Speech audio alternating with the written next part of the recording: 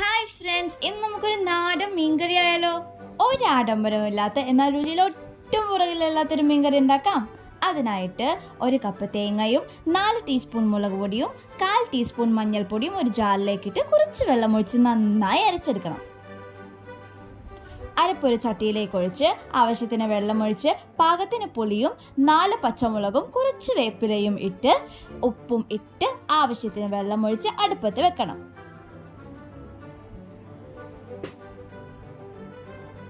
കറി നന്നായി തിളച്ചു വരുമ്പോൾ തീ കുറച്ച് വെച്ച് കറി വറ്റി ഉപ്പും പുളിയും പാകമാവുമ്പോൾ മീൻ ഇട്ട് കൊടുക്കണം.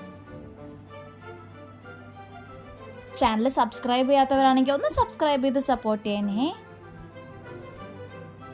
ഒരു 10 മിനിറ്റ് കഴിഞ്ഞ് 1 ടേബിൾ സ്പൂൺ വെളിച്ചെണ്ണ ഒഴിച്ച് മൂടി വെച്ച് ഫ്ലെയിം ഓഫ് ചെയ്യാം.